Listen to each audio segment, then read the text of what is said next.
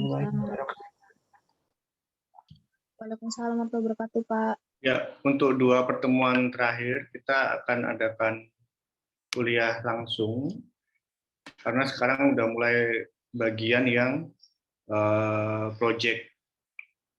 Jadi sebenarnya project kalian itu adalah membuat abstrak, gitu ya. Itu output dari mata kuliah bahasa Inggris itu adalah kalian bisa membuat abstrak penelitian dalam bahasa Inggris. Nah, ini penting karena besok kalian ketika skripsi itu ada juga bagian abstrak bahasa Inggris. Nah, itu yang perlu saya sampaikan. Sehingga hari ini saya berikan basicnya, kemudian nanti ada tugas, dan ada tugas yang buat hari ini, dan ada juga tugas yang buat pekan depan. Itu adalah tugas strukturnya. Nanti akan saya jelaskan bagaimana, dan pekan depan ini adalah saya mau melihat ini ya apa yang kalian kerjakan. Nanti saya komentari beberapa. Itu kegiatan selama 2 pekan ini, karena bagian ini adalah bagian proyeknya, yaitu abstrak. Oke, saya share screen.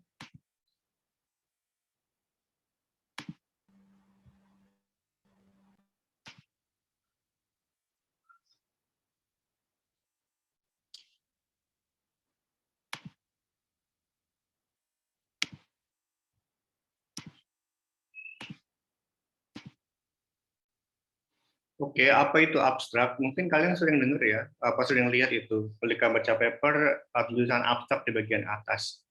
Jadi abstrak itu bisa dikatakan itu adalah ini ya, apa itu ya, kayak iklan dari tulisan seorang penulis.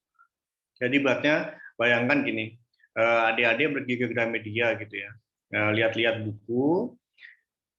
Kebetulan bukunya itu diplastikin gitu. Nah, kalian kan pasti ini ya, kepo gitu ya. Ini bukunya tentang apaan sih? Nah, kalian lihat apanya kalau seperti itu? Coba Lutfi, kalau di Gramedia bukunya diplastikin, terus kamu pengen tahu bukunya bagus atau enggak, atau apa, baca bagian mananya? Biasanya bagian belakang atau sinopsis. Oke, ya, bagian belakang. Nah, itu ya. Jadi sebenarnya kalau di buku, bagian belakang itulah abstraknya. Jadi di sana buku itu mau ngomong apa, terus bab-babnya apa aja. Nah, itu adalah contoh abstrak gitu ya. Jadi itulah fungsinya. Jadi buatnya kalian ke Gramedia tadi, kemudian pengen tahu isi dalamnya apa. Nah, lihat aja itu belakangnya. Itu adalah letak abstrak.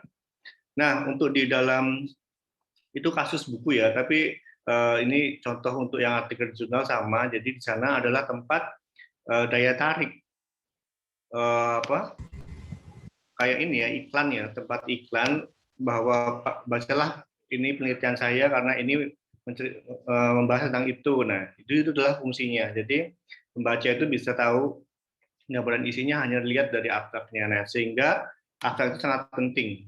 Nah, abstrak itu adalah ini ya, bagian yang dipadatkan atau dikonsentrasikan versi yang dipadatkan dari artikel full text. Jadi di sana itu sudah ada semua ya, udah cukup gitu, sehingga dengan membaca abstrak itu udah ketahuan sebenarnya isi dokumen, sehingga perlu hati-hati ya ketika sebagai penulis, jangan sampai kok abstraknya itu nggak menarik gitu loh. Kalau misalnya judul abstraknya nggak menarik, mungkin orang juga ogah beli gitu atau ogah baca gitu ya. Nah itu, jadi sehingga menulis abstrak itu penting.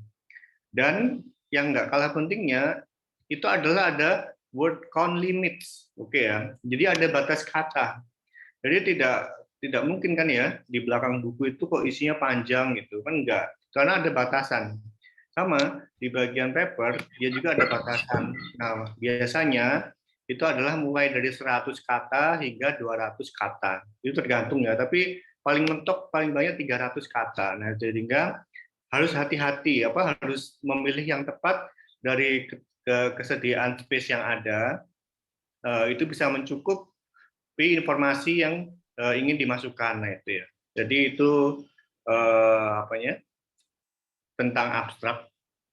Nah, sebenarnya abstrak, oke ya. Abstrak sebenarnya ada dua versi. Ada yang versi structure, jadi ada yang ini ya, ada bagian-bagian, ada juga yang enggak. Kalian pasti pernah lihat ya, ada paper yang seperti ini. Coba lihat ya. Nih, lihat. Paper ini kelihatan ya. Ini abstrak, contoh abstrak. Dilihat, ini terusan kan ya. Jadi kayak nggak ada keterangan introduction-nya, nggak ada keterangan metodenya, nggak ada keterangan result, discussion atau conclusion, nggak ada. Jadi terusan gitu. Nah, ada juga yang versi seperti ini. Nah, ini abstrak juga, tapi lihat, ada tulisan objektifnya, ada metodenya, ada result-nya, ada conclusion-nya. Nah, kalau yang seperti ini disebut sebagai structure abstrak. Jadi, abstraknya itu berstruktur. Itu beberapa paper, terserah ya, itu guideline-nya, suka-suka pembuat jurnalnya, dia memerintahkan abstraknya itu dalam bentuk structure atau tidak. Tapi yang jelas, walaupun yang bentuk polosan tadi nggak ada keterangan ini secara langsung, tapi sebenarnya dia ada ini juga gitu. Jadi di sana pun ada objektifnya juga, ada metode, ada result, ada konklusinya juga. Ini bagian-bagiannya yang kalian tahu ya. Ada 4 ini utamanya. Nah, kalau nggak percaya kita lihat ya. Sebuah contoh abstrak, ini tentang sains, ini ya misalnya. Ini social science ya, coba apa ini. Kita lihat, ini ada beberapa, kalau dipecah, ini ternyata bisa ketahuan ada bagian-bagian tertentu di kalimat-kalimat nomor tertentu. Kita lihat. The growing economic resemblance of sports, bla bla bla. Ini yang biru ini adalah kayak ini ya, introduction, jadi pendahuluan. Terus yang berikutnya, ini sebenarnya adalah mereka mau bilang ini, mau bilang tujuan sebenarnya. Dia mau ngapain aja gitu. Nah ini yang hijau ini. Nah yang ketiga, ini sebenarnya adalah metode. Kita lihat ya tuh, metode. Kita menggunakan data panel sekian dari sekian. Nah ini kan berupa data. Nah berikutnya ini finding. Jadi apa yang ditemukan. Nah tapi ini nggak ada ini ya. Kalau di science biasanya dia ada kayak nih apa signifikan atau result atau implication-nya. Nah itu di bagian paragraf terakhir. Nah itu. Jadi saya mau di sini hanya mengenalkan bahwa walaupun di abstrak yang polosan ini tidak ada ininya keterangannya secara langsung, tapi sebenarnya dia ada ya. Cuma tidak tapi kita bisa ininya, kita bisa menganalisisnya dari kalimat-kalimat yang ada. Nah itu adalah ada jenis abstrak. Nah sekarang bagaimana? Oke saya ulangi ya. Jadi entah di tesis, skripsi, disertasi atau research paper, di sana pasti ada 4 bagian, yaitu ada research problem, masalahnya apa, atau tujuan, objektif, kemudian metode, result, dan conclusion. Selalu ada bagian ini. Oke. Tadi katakan ya, abstrak biasanya mulai dari 150 sampai 300 kata. 300 kata itu adalah yang paling maksimal ya. Kemudian kita lanjut ke bagian-bagiannya, yaitu ada apa? Nah, ada aims atau tujuan atau objektif macam-macam ya namanya. Jadi di sana itu adalah apa yang menjadi tujuan dari penulisan. Jadi misalnya penelitian ini misalnya ada pendahuluan apa dulu ya, kemudian tujuan misalnya penyakit kanker merupakan penyebab kematian tertinggi, tapi belum ada obat yang secara efektif menyembuhkannya. Nah, kan berarti itu ada masalah kan ya? Jadi ada masalah. Kemudian berikutnya apa? Nah, berikutnya adalah ini penelitiannya mau ngapain? Nah, biasanya di bagian aims itu ada kata-kata seperti investigate, test, analyze, evaluate. Nah, itu adalah mau ngapain? Nah, itu di sini tulis kita lihat ya.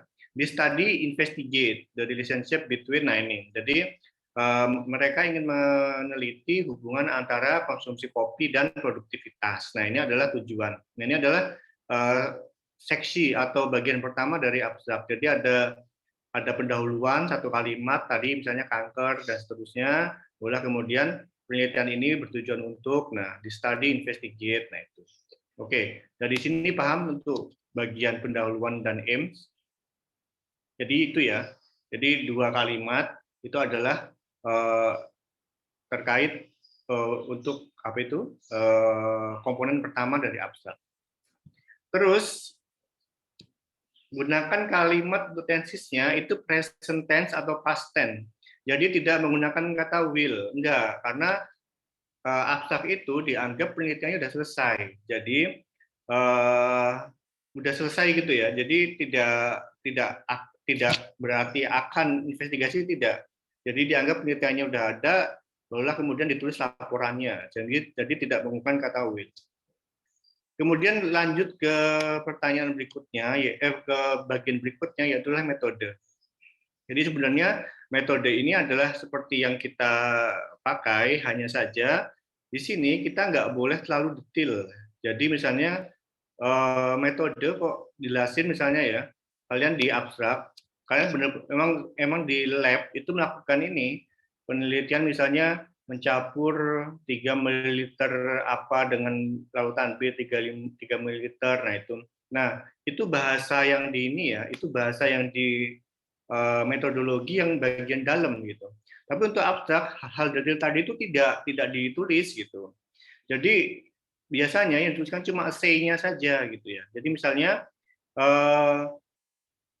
ya pengukuran tadi menggunakan metode spektrofotometri. Nah, itu aja ditulis gitu. Jadi misalnya metode obat A ditentukan dengan metode spektrofotometri UV, visible gitu. Titik. Nah, jadi cukup di situ gitu loh. Jadi tidak perlu menjelaskan metode dengan mencampurkan 5 ml plus 5 liter B. Nah, hal itu tidak itu. Karena apa? Kita keterbatasan dengan space. Kan tadi cuma dikasih jatah 200 kata. Nah, kalau misalnya hal-hal detail tadi itu dimasukkan, itu akan mengurangi jatah. Padahal kan biasanya kalau dalam penelitian kan metodenya hanya satu gitu. Jadi misalnya pakai spektrum UV.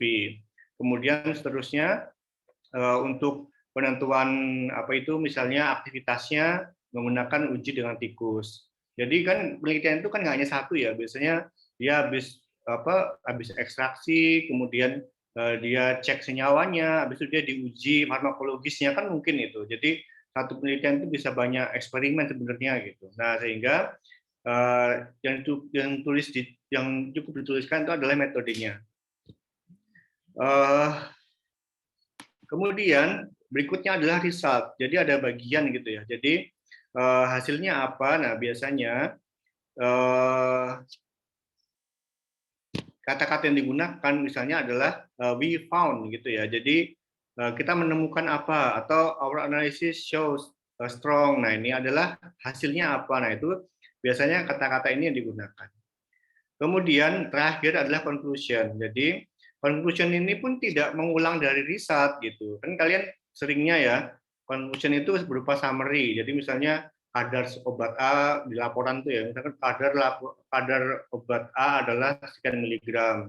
Kemudian masih berupa angka-angka gitu ya. Nah, itu tidak ya. Kalau conclusion seperti itu ya conclusion besarnya apa gitu. Misalnya ketika uji inflamasi menggunakan herbal gitu ya.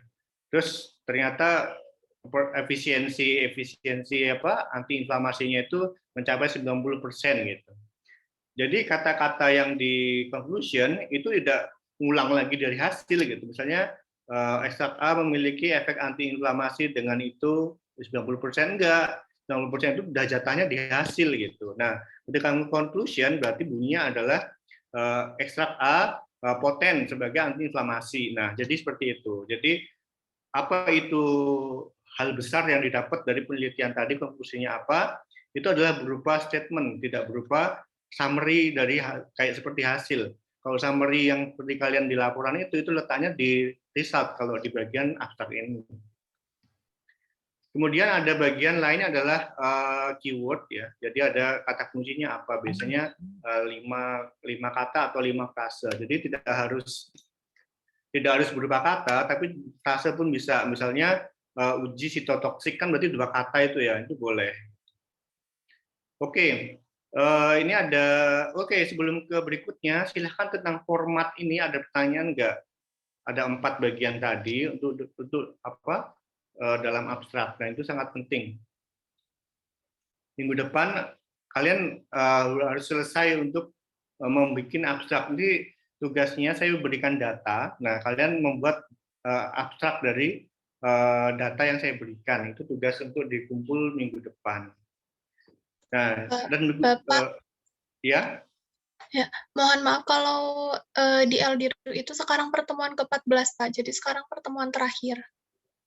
Oke, ya udah, nggak apa. Berarti itu tetap dikumpulkannya minggu depan nggak apa. Berarti sekarang intinya penjelasannya dikumpulkannya minggu depan abstrak yang kalian buat dari data yang saya bagikan nanti.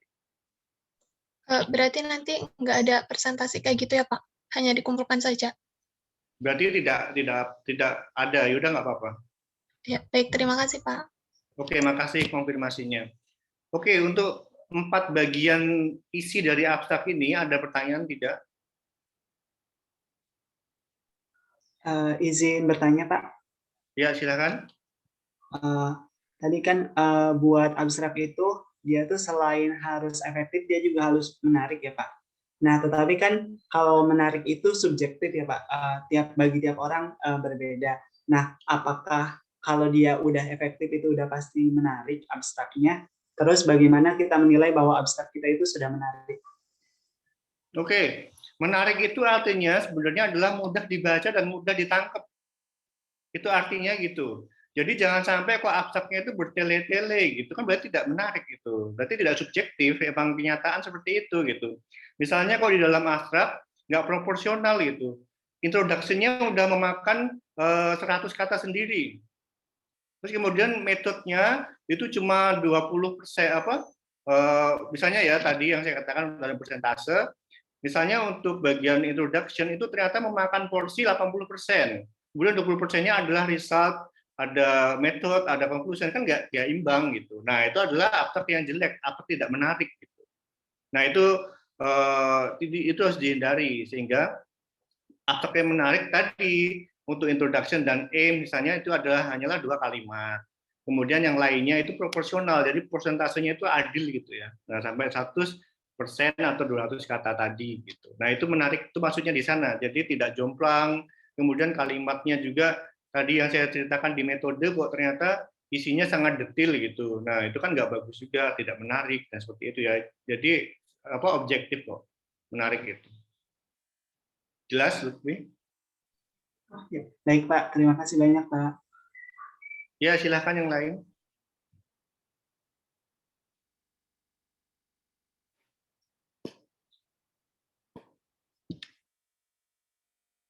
Si Jalu ini angkatan berapa? 18, Pak. Oh, 18 ya? Iya, Pak. Oh, enggak 2016. Bukan, Pak. Sering lihat kayaknya. Sering saya ajar kayaknya. Oke, silahkan yang lain ada pertanyaan enggak? Si Jalu jelas belum?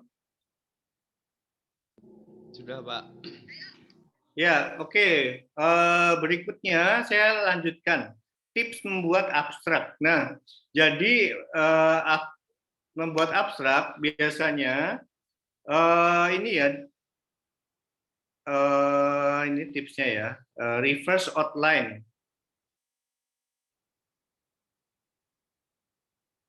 Jadi maksudnya di sini kita bisa ini mulai dari mana gitu ya. Jadi boleh yang dari bagian mana boleh gitu ya. Jadi intinya di sana. Kemudian sering lihatlah abstrak lainnya. Nah, caranya gampang sekali. Kalian tinggal cari di PubMed. Itu kan banyak kali abstrak ya. Nah, sering lihat ke sana, nanti akan familiar gitu. Kemudian tulislah dengan singkat dan jelas ya. Jadi tidak bertele-tele tapi fokus gitu. Dan fokus pada riset Anda gitu ya. Jadi bagian yang ingin dibaca sebenarnya kan adalah result-nya ya. Nah, sehingga result itu harus dituliskan dengan menarik tadi.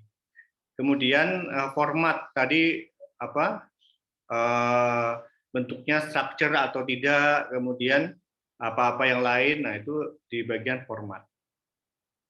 Jadi ini ada kayak checklistnya. Pertama perhatikan tentang length, panjang ya. Jadi panjangnya berapa kata yang diizinkan. Nah, untuk tugas saya maksimal 200 kata ya. Oke, ingat-ingat 200 kata. Terus bentuknya nomor 2 itu bentuknya adalah tidak structure. Jadi bentuknya polosan, nyambung. Jadi tidak ada pembagian per seksinya, tapi nyambung. Kemudian tapi tetap di sana ada bagian research problem, ada metodologi, ada result, dan ada conclusion. Seperti itu ya. Oke, saya lanjutkan. Biasanya untuk nulis abstrak itu ditempatkan terakhir ya. Jadi udah nulis skripsi dulu, barulah abstraknya bikin terakhir. Nah, biasanya gitu. Jadi write the paper first, barulah abstrak terakhir. Karena kalau kita udah nulis semuanya, kita udah tahu di kepala, oh paper itu akan bicara tentang ini. Jadi biasanya nulis abstrak itu terakhir. Di sana ada introduction, tadi udah saya jelaskan ya. Kemudian ada juga metodologi, udah saya jelaskan tadi. Nah ini hasil atau the most important finding your study. Nah ini, jadi ada hasilnya apa, dituliskan di bagian sini. Terus terakhir adalah conclusion, jadi secara ringkas, dan dihindari overstatement. Nah, apa yang harus dihindari dalam membuat abstrak? Nah, itu adalah lengthy background information. Jadi ternyata background-nya itu habis waktu 80% sendiri gitu. Nah, itu nggak boleh gitu ya. Jadi cukup 2 kalimat saja. Nah, sitasi. Nah, di abstrak itu nggak boleh ada sitasi. Jadi kok misalnya di dalam abstrak kok ada kurung et al gitu, itu nggak boleh ya. Jadi abstrak itu tidak ada sitasi.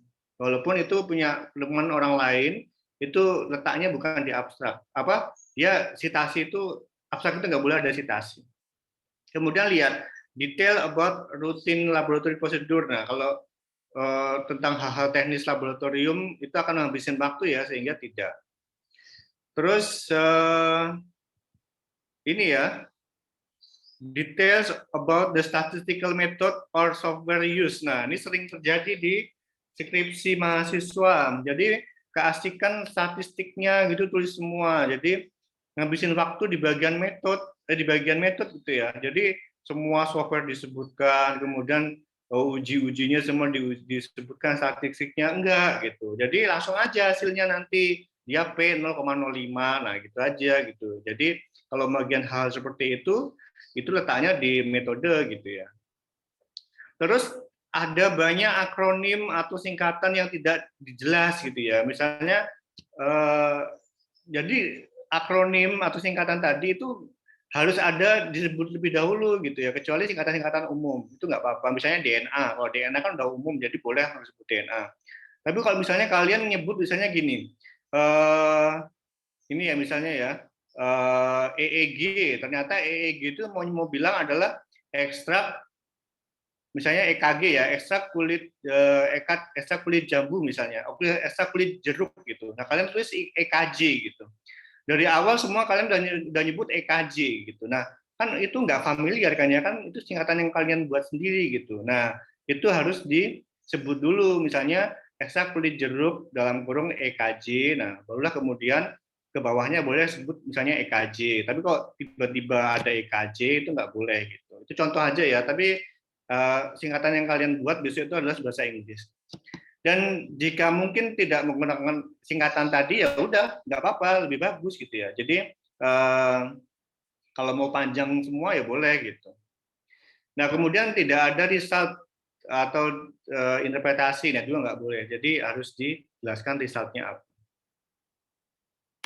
Nah, isu yang penting lain yang perlu saya ceritakan adalah namanya ada graphical abstract. Nah, graphical abstract itu sebenarnya adalah abstrak, cuma dalam bentuk gambar. Nah, jadi seperti ini contohnya ya. Kalau jurnal-jurnal sekarang ternyata dia punya ini. Jadi ini sebenarnya temuan utamanya dalam bentuk gambar ini. Nah, ini disebut sebagai graphical abstract. Nah, di sana pun ada keterangannya, hasil penemuannya apa. Nah, ini udah banyak ditemukan. Jadi sama ya, tetap ada abstraknya juga gitu, walaupun di sini udah ada graphical abstract. Oke, mungkin itu saja yang ingin saya sampaikan terkait abstrak. Silakan ada pertanyaan.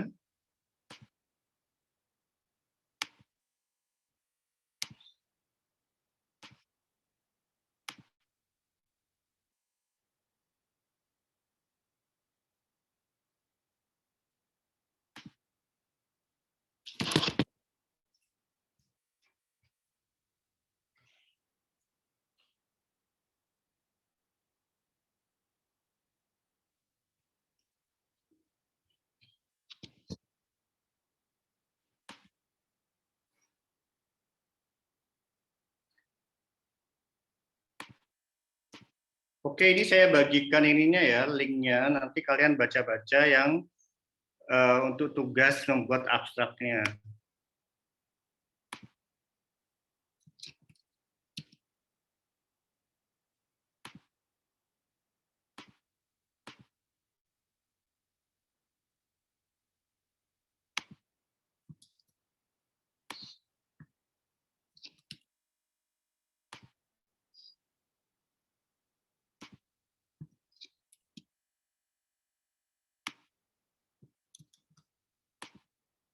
Oke, sudah di copy ya, silahkan. Nah, sekarang untuk tugas, oke, berarti tugasnya tetap dua ya, tugas hari ini dan tugas untuk tugas terstruktur. Untuk tugas hari ini sangat mudah, kalian masuk saja PubMed, kemudian misalnya cari kata kunci ya, misalnya adalah terserah, pokoknya kalian mencari abstrak aja. Nah, tugasnya adalah cari ini ya, carilah suatu abstrak, tapi abstrak penelitian, bukan abstrak review. Jadi ini saya uncheck ya. Jadi abstrak penelitian, hasil penelitian, oke? Bukan abstrak dari review. Nah, kemudian cari paper tadi, misalnya adalah, nah ini. Nah, lihat, oh, yang saya minta bukan abstrak seperti ini ya. Jadi kalau ini namanya ada structure abstrak, dia ada bagian-bagiannya sudah seperti ini ya. Yang justru yang ingin saya cari yang ingin saya tugaskan itu adalah cari abstrak yang tidak bentuk structure tadi. Nah, ya seperti ini ya. Nah, tugas kalian justru adalah memberikan tanda bagian mana sampai mana itu adalah introduction dan aim, kemudian bagian mana itu yang menunjukkan metode, dan bagian mana yang menunjukkan result dan conclusion. Jadi nanti kalian gini aja, kalian copy aja, tugasnya mudah, cukup di copy judulnya, kemudian di copy abstraknya sama kata kuncinya, kemudian di Microsoft Word kalian kasih stabilo yang berbeda-beda gitu. Jadi misalnya stabilo yang pertama merah, stabilo yang kedua kuning, kemudian hijau, biru. Nah, 4 bagian itu adalah 4 bagian dari komponen abstrak tadi. Itu saja tugas untuk hari ini. Gimana? Ada pertanyaan nggak untuk tugas hari ini? Izin bertanya, Pak. Ya. Dikumpulkan kapan ya, Pak? Oh, ini setelah ini saya tutup, kemudian kumpul sampai jam 12. Kan sangat mudah sekali ya. Cukup kalian copy ke Word, kemudian dikasih stabilo aja warna-warna yang dia itu adalah tadi aims atau purpose, dikasih aja keterangan misalnya yang dulu adalah apa gitu. Nah, jadi 4 bagian tadi. Tugasnya hanya itu. Jadi maksudnya dari sini kalian tahu itu adalah bagian-bagiannya dan kalian ini ya supaya familiar dengan abstrak yang bagus-bagus. Ada lagi pertanyaan untuk ini tugas hari ini?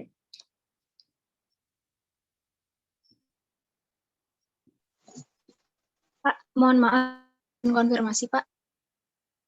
Ya, Berarti untuk yang hari ini hanya mencari abstrak, untuk yang dikumpulkan minggu depan membuat abstrak dari data ya Pak, begitu? benar-benar. Hari ini cuma menandai ini aja. Nanti saya siapkan datanya. Nah, kalian nanti membuat abstrak dari data tersebut. Seperti teori yang saya berikan tadi barusan. Sekarang Ya, baik. hari ini kalian udah familiar dulu dengan abstrak yang bagus dan bisa menandai bagian-bagian dari abstrak. Nah, nanti endingnya kalian akan membuat abstrak dari data yang saya berikan. Iya, baik Pak. Terima kasih Pak. Ya, paham ya. Oke, untuk yang sekarang bisa kalian mulai kerjakan untuk hari ini dan kumpul jam 12. Nanti saya buatkan foldernya. Tugasnya tadi hanya menandai artikel. Ingat ya, bukan artikel review. Jadi ketika kalian menemukan di sini ada tulisan review, jangan dipilih. Kan kalian bisa membedakan kalau review itu dia tidak ada metodologinya biasanya. Nah, kalau kalian nggak bisa identifikasi itu review atau bukan, ya nanti hasil yang dikumpulkan salah. Jadi cari yang eksperimental, banyak sekali itu ya. Dan cari yang bukan structure, jadi yang polosan seperti ini. Ini kan kalian tahu, ini kan sumbernya di link kan ya, jadi saya bisa tahu kalian ngambil dari mana. Paham? Oke ya, jika paham saya cukupkan, silahkan dikerjakan, nanti saya buatkan foldernya maksimal pukul 12. Kemudian untuk tugasnya saya susulkan maksimal malam ini ya, saya submitkan itunya, datanya, untuk bisa kalian kerjakan sebagai tugas terstruktur bahasa Inggris. Oke, saya cukupkan sekian, terima kasih. Wassalamualaikum warahmatullahi wabarakatuh. Waalaikumsalam warahmatullahi wabarakatuh. Waalaikumsalam. Terima kasih banyak Pak. Terima kasih, Pak. Waalaikumsalam warahmatullahi wabarakatuh.